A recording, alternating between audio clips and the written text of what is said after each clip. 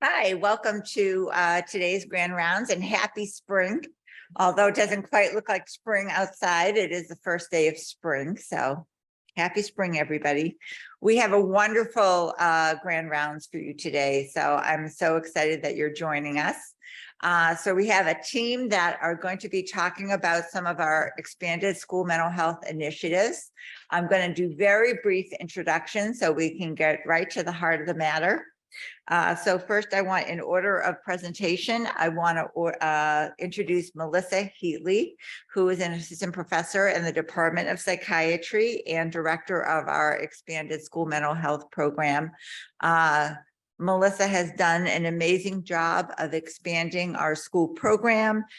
She works with the New York State Office of Health and Mental Health, and has SAMHSA and HRSA grants as a PI. Also with us today is Joe Jackson, who is an educator and the director of wellness and equity at the Rush Henrietta School District, and is a wonderful community partner. And this work would not be possible without people like Joe. So he has our appreciation. Also with us today is Bree Daniels, who is a licensed mental health counselor and one of our senior staff clinicians at Pediatric Behavioral Health and Wellness. And she supervises the staff of our expanded school mental health program, the clinicians that serve in many schools. And she'll talk a little bit about that. And last but not least is the wonderful Allison Stiles, who's also an assistant professor in the Department of Psychiatry. She works closely with Melissa Heatley and Bree Daniels and many of our school partners, and is the primary consultant at the Rush Henrietta School District. And without further ado, here's Melissa Heatley.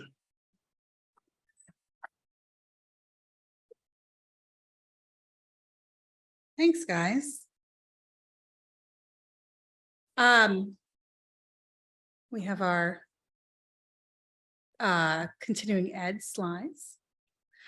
I am so happy to be here today to talk about a really exciting initiative that we have worked hard at collaboratively building over the past 8 years since I came to the University of Rochester.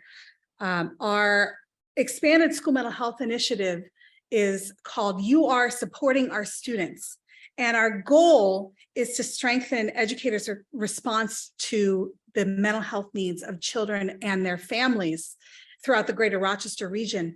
And I'm really happy to be here today presenting with our community partners who are really at the foundation of the work that we do, along with our clinical partner, Bree Daniels and Dr. Stiles, to talk about our model and how we are working closely in our community and with our school systems to support our kids and families.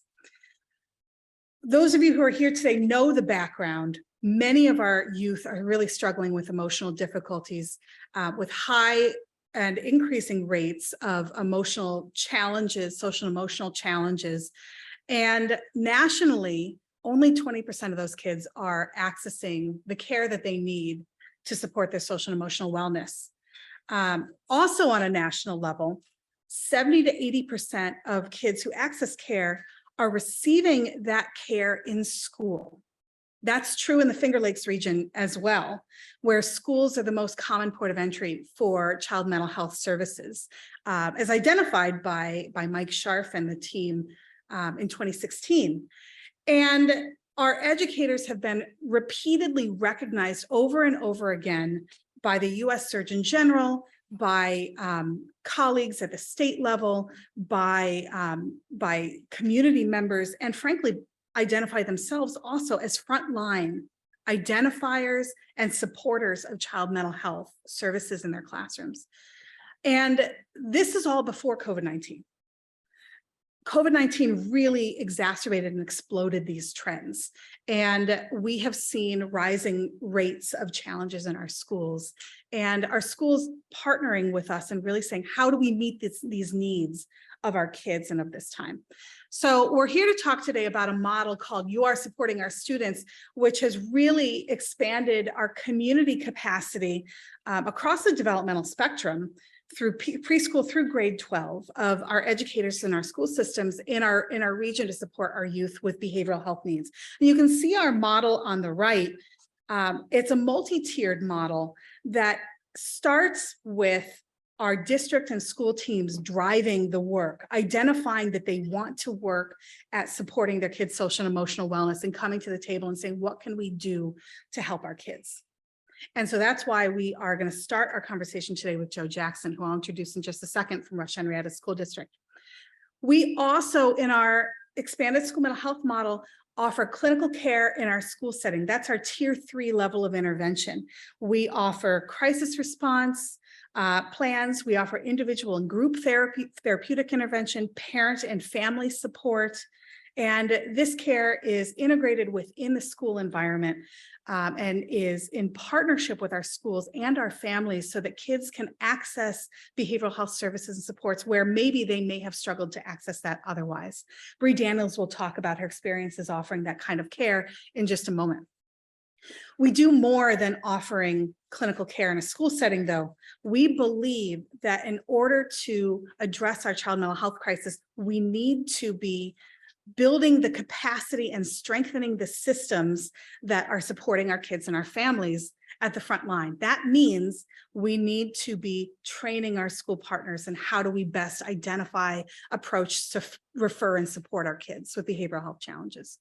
We also need to be walking with them hand in hand when they are struggling and coaching and how do we apply many of these skills that we're learning about.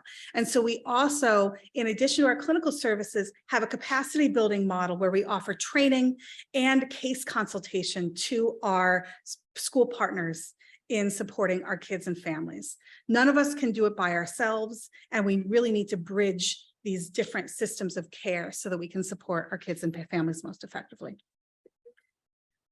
Our agenda today will start with clinical care. And like I said, our school partners drive the work. So we will hear from them, and then we will hear from Bree Daniels about some of the clinical work that we do.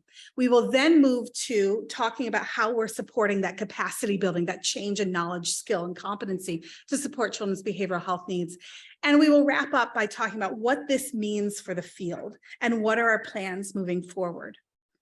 And with that, I'm really excited to introduce Joe Jackson, our Director of Wellness and Equity at Rush Henrietta Central School District. Joe, if you would come on up and share some of your perspectives about why this is such a critical approach for your district and others.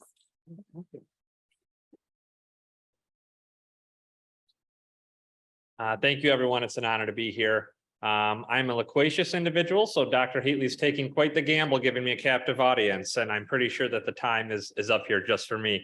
It is an honor to celebrate the work that's being done in partnership with URMC, the Rush Henrietta School District, and while I'm highlighting just Rush Henrietta, I know I speak for other districts around the county when we talk about how invaluable this support is. So one of the things I just wanted to highlight here is these are our district priorities in Rush Henrietta.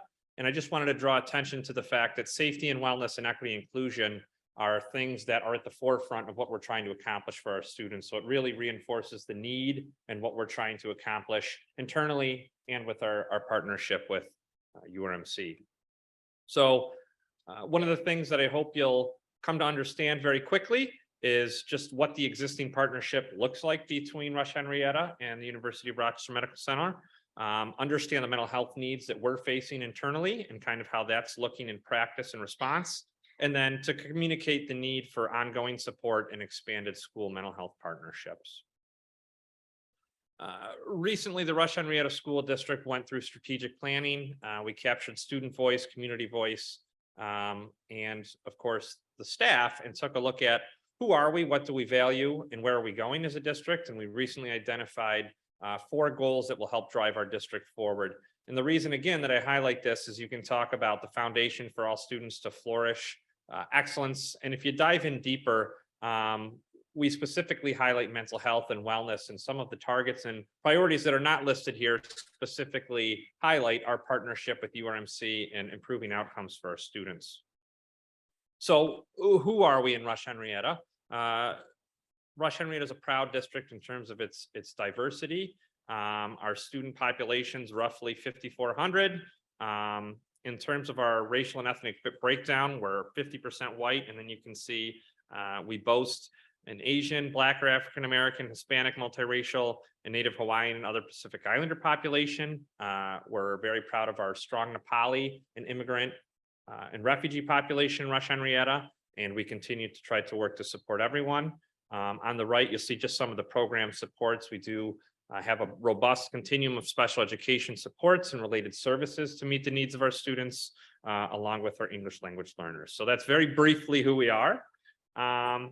But let's hone in on the mental health. In terms of our current staffing, you can see that we have 10 school psychologists, 14 social workers, and 17 school counselors. Our ratio of mental health to enrollment is fairly comparable around the county based on our population, our programs, our support, and our need. We have vast responsibilities that we're able to do internally.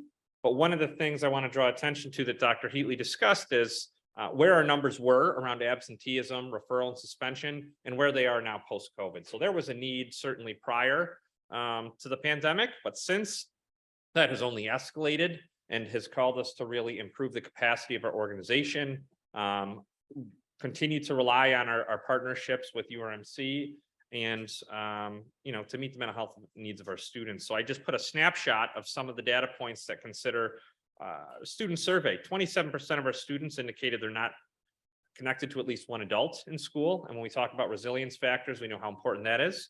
40% indicated that they were, this is from the Youth Risk Behavior Survey, which is 712. 40% of the students indicated difficulty with concentrating because of social or emotional challenges, and 13% indicated they've seriously contemplated suicide. So again, it's evident that there is a need in terms of our students, and we're trying to manage that internally. And one of the things I wanted to highlight is we're doing the work in terms of our practices and programs. We are a district that utilizes restorative practices, therapeutic crisis intervention in schools, trauma, illness, grief teams, PBIS, social emotional learning.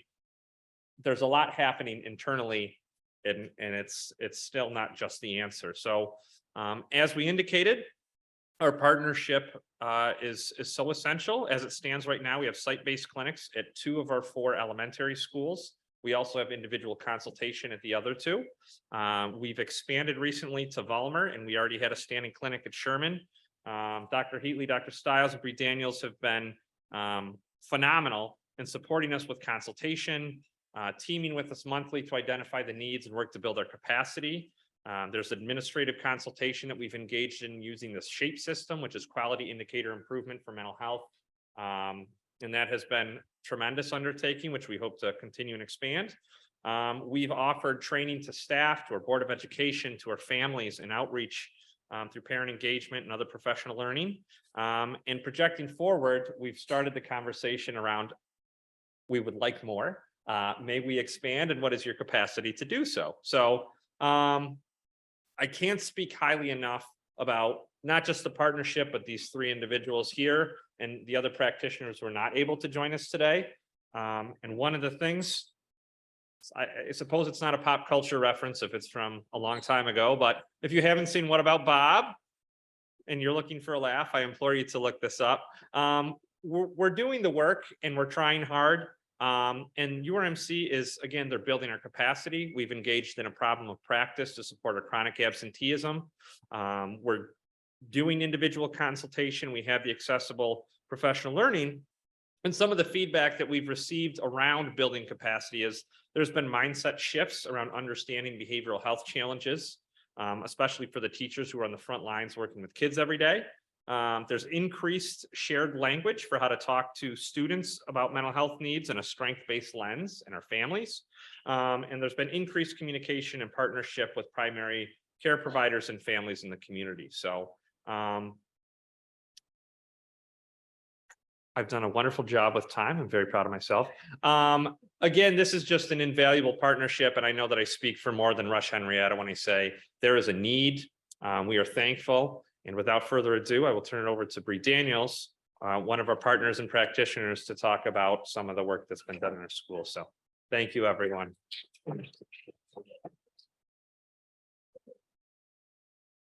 Thank you, Joe. I do not have any fun pictures, but it's going to be great nonetheless. All right, wonderful. So we're going to talk a little bit about the tier 3 supports that we can offer through our URSOS and our expanded school-based mental health program.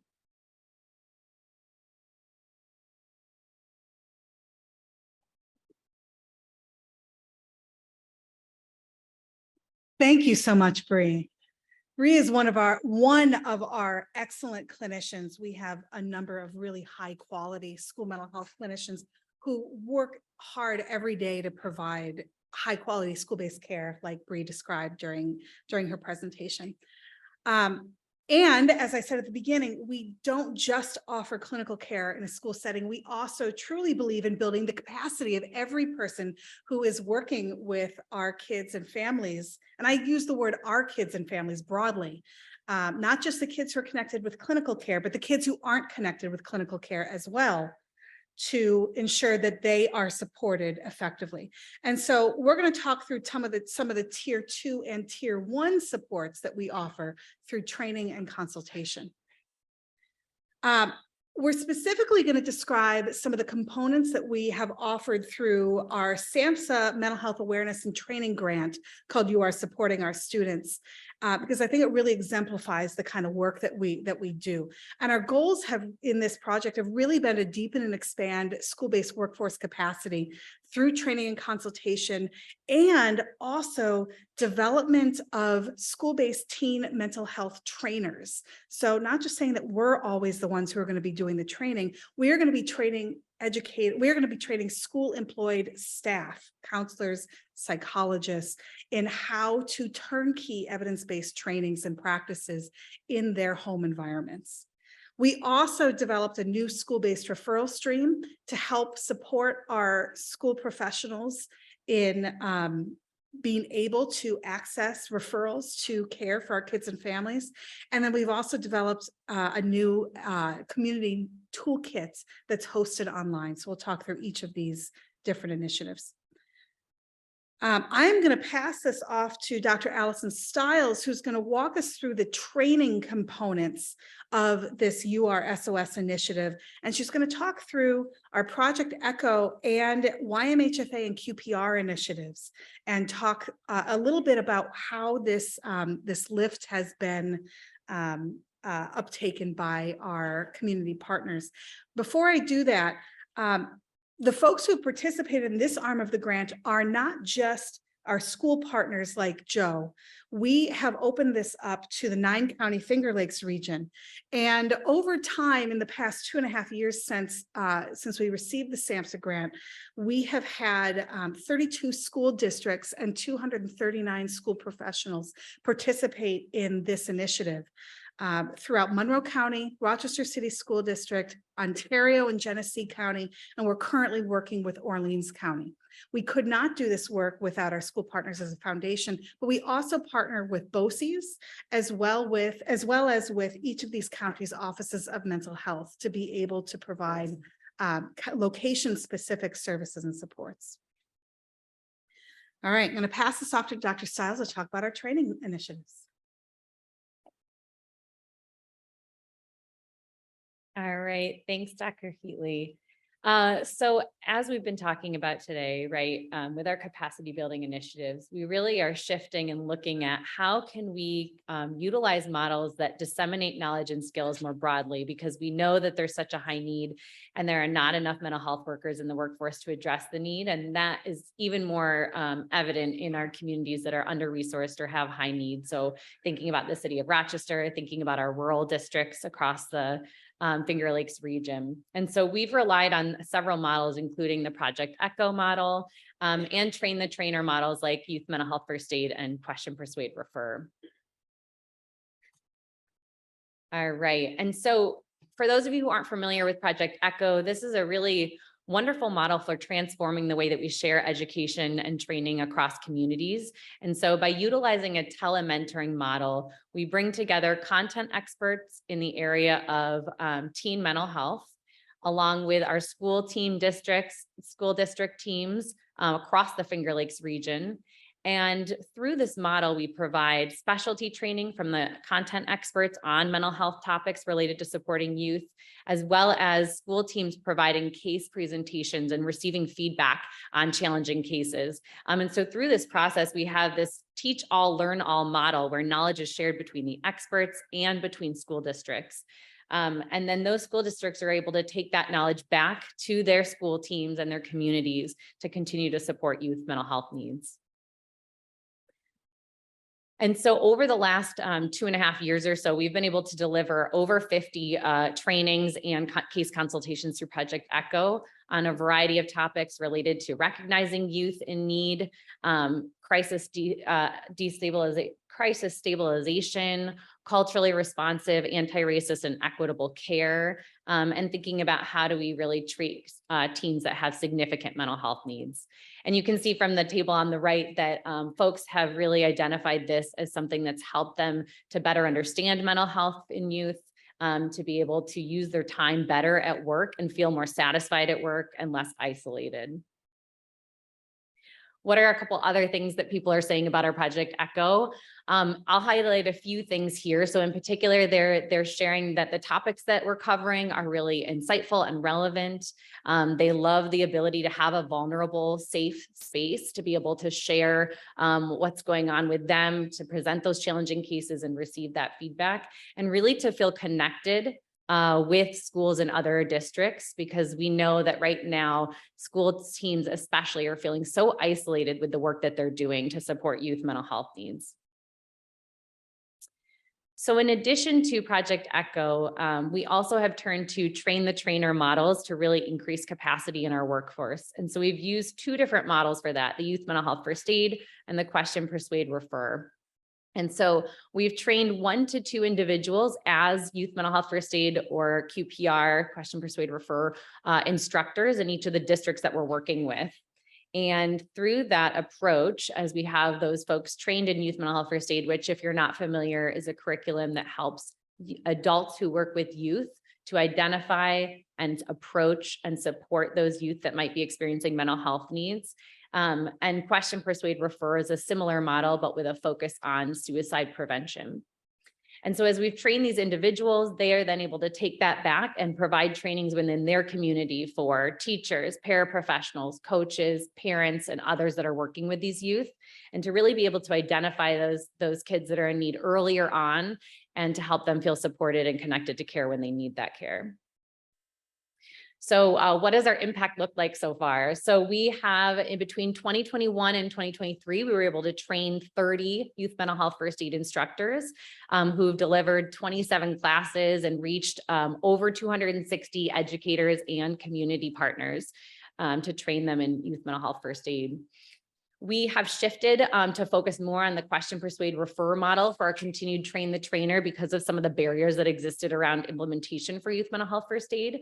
And so as we've made that shift this year, we already have been able to train many QPR trainers. We've trained 21 as of today. We'll have another 20 as of Thursday. And by the end of May, we'll have trained 61 QPR trainers. They've already delivered 8 classes and already reached over 120 educators and community partners. So we're really excited about the reach that we're able to have as we really try to democratize the consultation and specialty training that we offer. Something that's been really important with this work is that we're also ensuring that our implementation of these trainings is successful and sustainable. So we've found that it's been really helpful to have an established expectation for those that we're training. So we ask that everyone that we train as an instructor delivers a minimum of 3 trainings each year to their schools and communities. We also ask that they attend implementation support groups for the first 5 months after being trained. And then we provide ongoing instructor support, which has been really important for that sustainability of implementation. And so what that looks like is we are able to offer, as I mentioned, those monthly implementation support groups where we have 30 minutes of didactics to learn about how to teach the trainings, to learn about marketing your trainings to your community, thinking about how to navigate in person versus virtual, et cetera. And then we have 30 minutes of office hours to help support schools individually. We also have different resource hubs for instructors. So we created a Trello board. We also have box folders where instructors can access all the tools that they need to be able to deliver their trainings. And then we've been able to offer free materials through different grants as well as individualized coordinated support. And then one last important piece of all this work that we're doing is that we're doing ongoing assessment for this to make sure that the work we're doing is having the impact that we're hoping. So we have pre and post measures before and after trainings, and we also have follow-up surveys to look at impact a little bit down the road. So here's just an example from our Question, Persuade, Refer trainings. You can see that when you look at this figure, that there's been a significant increase in knowledge, skills, and confidence following the trainings around how to recognize and support youth at risk of suicide. And we also see that the vast majority of folks are rating these trainings as good or excellent quality, and that they'd recommend them for peers. So I'm going to turn things back over for Dr. Heatley to talk a little bit about our school-based referral stream.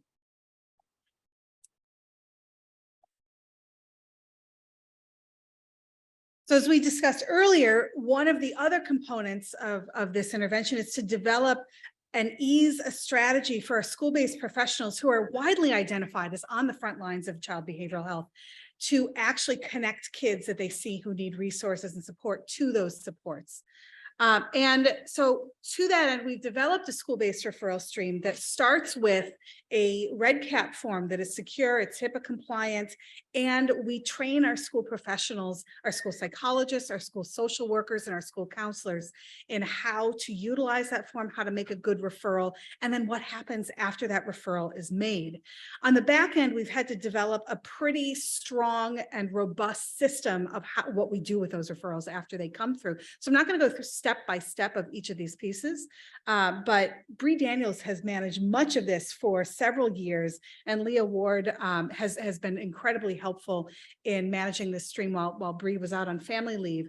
But I think one of the things I really want to highlight is that it takes investment and resources to be able to host a referral stream like this in our community. And also, we recognize and allow pediatricians in our community and family medicine doctors in our community to recognize and refer our kids. Our school professionals deserve the same consideration, and so it deserves investment. The referral stream has been really, really helpful in our school-based clinical services and also in linking kids to supports that are more urgent in nature. And as you can see, we've gotten referrals throughout the K-12 spectrum, and the majority of these kids are being referred to our short-term intervention and treatment program called the READY model. This is a 12-session intervention for youth and families who are ready to make changes. But 15% of these youth are being linked to our START program, which is our short-term assessment and treatment and referral program that is going to be featured in the Brighter Days Clinic when it opens up this spring.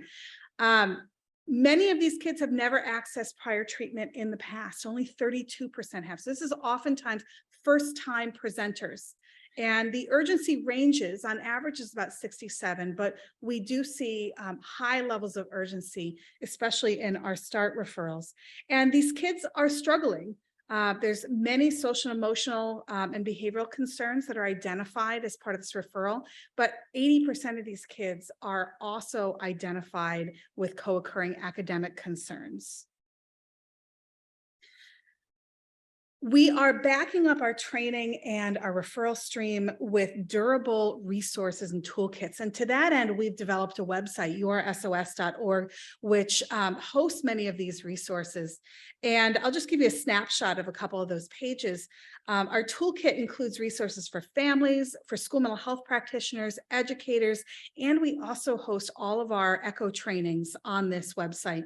You can see how our resources include our community resource guide, which I fondly refer to as the Bible. It's like this thick, and lists of providers in our region for different high needs areas, including psychiatry and autism evaluations that are not just URMC centric.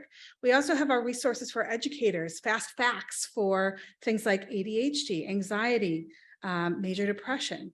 And we also link back to our pediatric behavioral health and wellness family resource page, which is a really rich page full of videos and handouts that are very family friendly. And then all of our trainings are hosted up here. We have our own YouTube channel. You can see famous people like Mike Scharf and Linda Albert Gillis present really smart thoughts. And these are popular. People do go and watch them. In the past year, in the past year alone, this has been a 3-year endeavor. The website's had almost 1,500 unique page views, including over 1,000 visits to our resource hub, downloads in the 700s, and 52 viewings of our training videos. And that's without any dissemination support. Like, we're not sending out weekly emails highlighting that this is stuff you should watch. These are people independently coming to our page.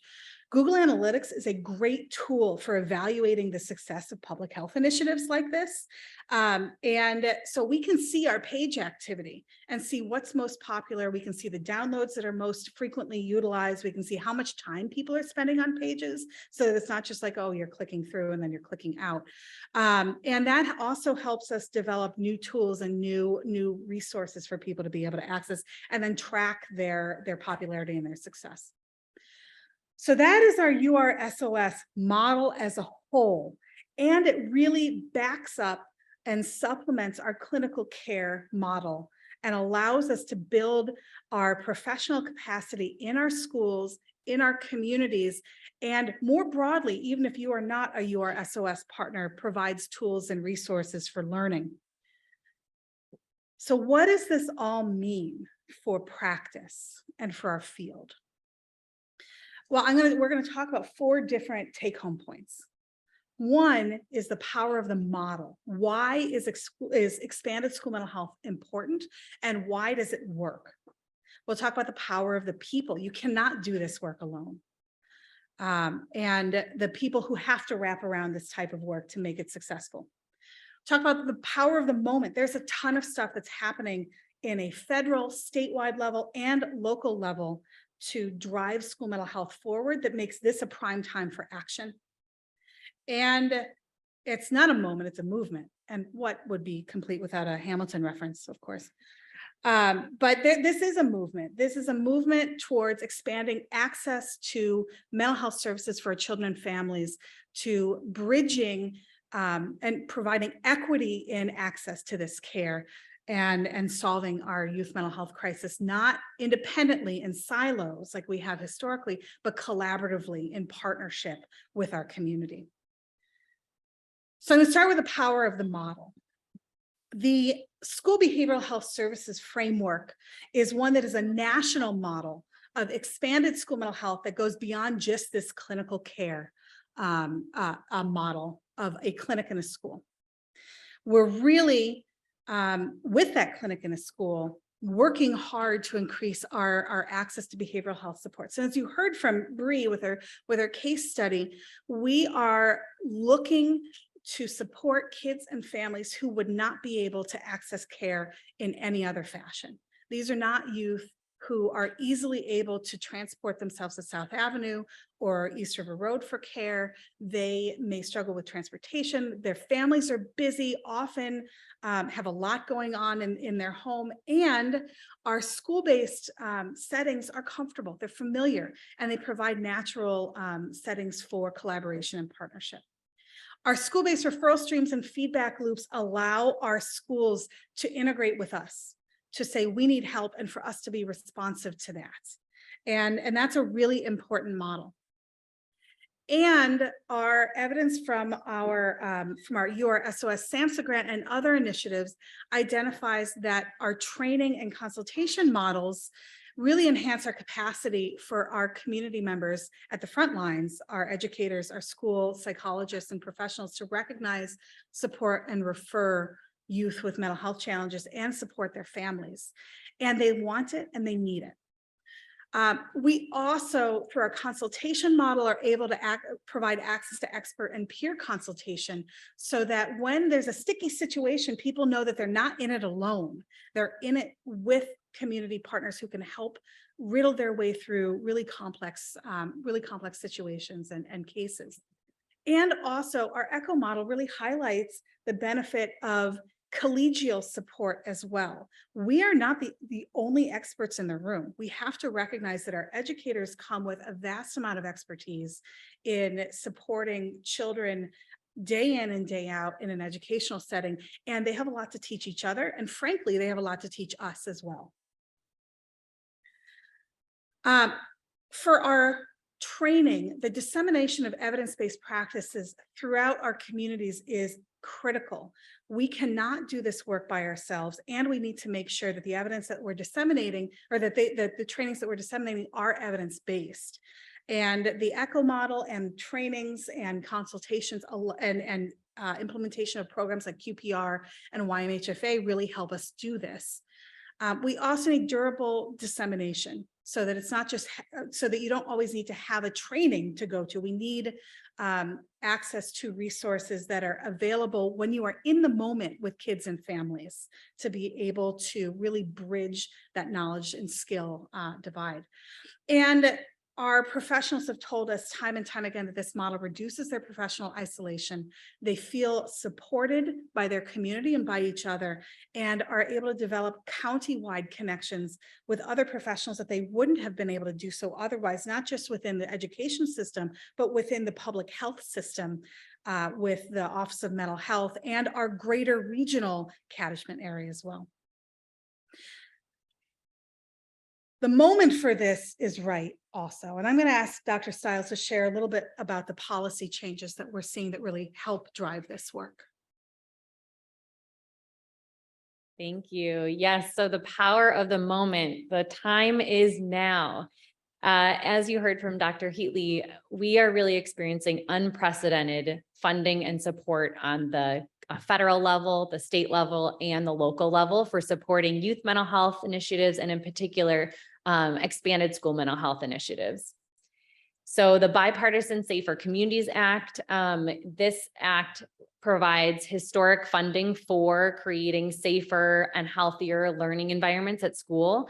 And in particular, $1 billion have been dedicated to increasing the school mental health workforce, for training of school staff to identify kids with mental health needs, things like bolstering telehealth options, increasing screenings around mental health within school setting, and diversifying the workforce and who's joining the education field. And it's expected that this additional funding is going to add another 5,500 mental health professionals to the school workforce. On a state level, we're also seeing a lot of dedication in this area. So New York State, our government has dedicated $1 billion to increasing and improving the continuum of mental health care. And in particular, 30 million of those dollars is for school-aged youth and connection to care for those kids. And I think importantly, Governor Hochul also had announced that $20 million is going to be focused on the expansion of mental health services within schools. And just to note there, $5 million of those dollars is going to be focused on establishing school-based mental health clinics. So there's a lot of focus here to be able to increase what we're able to do in the schools to support mental health. And that's happening not just on a federal and state level, but also on a local level. Increased funding and increased efforts to support and expand students' mental health. And I want to highlight one program in particular that's been really incredible with some of these efforts. So the Each Youth program is a program that is bringing together an incredible team of interdisciplinary folks across our URMC departments of psychiatry, pediatrics, developmental and behavioral pediatrics, as well as folks from the city of Rochester, regional healthcare, the youth and families within the city of Rochester, and RCSD in particular. And through this initiative, we're really focused on reducing barriers to accessing care and promoting equitable access to both medical and mental health care.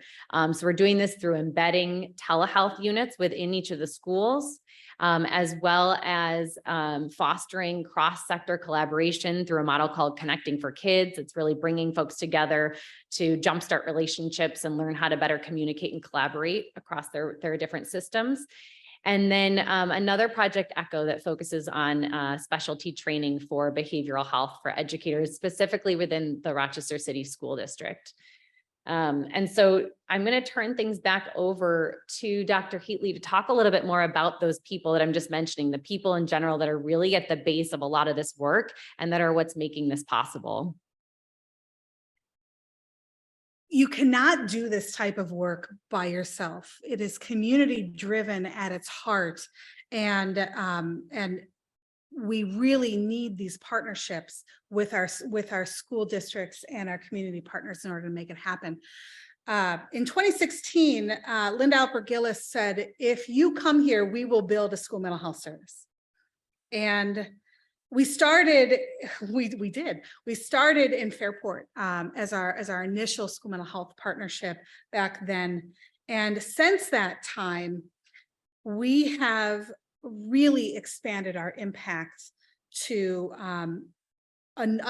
over 12 clinical sites within the greater Rochester region. This is our blue dots. We are the red, our clinical sites are the green. And so we have 12 clinical sites and expanded school mental health models throughout the greater Rochester region. And also our SAMHSA grant has allowed us to impact even more communities within the greater Finger Lakes region, and other initiatives that we offer through our expanded school mental health partnership, including partnership with the Office of Mental Health, has allowed this impact to extend statewide. And at this point, we have impacted 68 school districts across New York State in some way or another, and have seen quantifiable changes in knowledge, skills, competencies, and school mental health systems that are supporting our kids and our families. Our team is huge and ever growing, and we can't do it without them. Our district partners and families are the foundation of everything that we do. And also our key supporters at URMC and at the national level from the National Center for School Mental Health have been critical in promoting this work. I just want to call out Dr. Linda Alpert Gillis and Dr. Mike Scharf for providing a major amount of support and an initiative behind this work. And propping us up with expertise from all of the other people in this slide, as well as from our expanded school mental health team who are in the trenches doing this work every day, working on developing partnerships and developing relationships with our schools and our families. And our faculty and staff in the Lab for Innovation and Child Mental Health Service Delivery really helps us think about how do we increase access? How do we provide equitable care to all of our kids and families while breaking down these silos? We are ever appreciative of our funders at the state and federal levels, as well as at the local levels from generous donors. And you may say, Dr. Heatley, how do you have such great web design? I'm married to a web designer who has provided a ton of free support that I have paid for with sushi. And all of this leads into the power of the movement. And the movement is not just about school mental health. It's about building equity and access to child mental health services. How do we do that? How do we really make sure that any kid who needs a behavioral health support or service can access it? Well, we need to make sure that we are integrating our supports in community settings where kids are, where families are, where they can access it readily. And it's not just clinical care that we're supporting with, it's also social and emotional wellness. It's in fostering resilience. It's in fostering family support. We also need to build and enhance our workforce. There are not enough providers. And that is not just true at the behavioral health level, it's also true in the education sector as well. And so it's not just enough to say we're going to train your workforce, we need more people to actually do the work. So funding is great, but we need actual bodies, actual souls who are dedicated to doing this. So we need to be thinking about training programs at the get-go, at the master's level, at the undergraduate level. And then we also need to make sure that our systems of care are built and enhanced, and that we're really making sure that we're doing this planfully, incrementally, and sustainably. Our long-term goal is to think carefully about how do we establish a regional school mental health technical assistance center. We have the bones of it now, thanks to our SAMHSA grant and many of our initiatives that we've built over the years. And how do we sustain this and democratize access to this capacity building work even further? To do that, we need to make sure that we're being planful and mindful. So some final thoughts are quotes from mentors I've had along the way. First off, some is not a number, soon is not a time, hope is not a plan. We need to, in our plans, make sure that we are identifying how many kids that we're expecting to impact, what our changes that we're hoping to see will be, and how do we move forward. We also need to make sure that we're sharing our resources seamlessly and frankly, stealing from best practice evidence-based models on a national level. Mike likes to say that there's no competition in children's mental health. There is not. These are all our kids. And so we need to work together across sectors, across pediatrics, across community agencies and education sectors to make sure that we are all working together in a collaborative fashion. And when we get frustrated, because there are times where this work can be hard, I like to keep Melanie Funchess's thoughts in mind, which is that we win in the end. We can all do this work together. So thank you for your time. Our QR code for evaluation is up here. Thanks to our wonderful group of presenters today. You all did a wonderful job in terms of talking about this important work. I wanted to get to a couple of questions before we're out of time today. So the first question is, are there any interventions that are evidence informed that target the climate of the school on top of the individual and family interventions?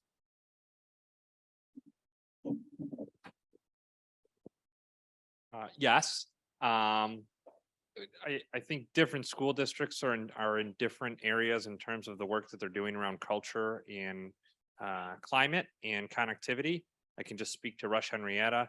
One of the things we're working toward right now is the use of a universal screener for social emotional behavior health called the DESA through Aperture Education. It'll help us identify the strengths and individual needs of students, not just at an individual level, but also to inform our tier 1 universal response and some of our tier 2 targeted intervention. And then we have an array of practices that have been helpful in supporting the mental health needs. One of them that I'll highlight is restorative practices. Some of our work with therapeutic crisis intervention in schools, and the integration of social emotional learning. I think those are a few things that have been helpful in targeting school-wide culture and climate. Hopefully that answers the question. Okay, one more big question, but maybe a short answer too, is what do you see as the next big thing for this team?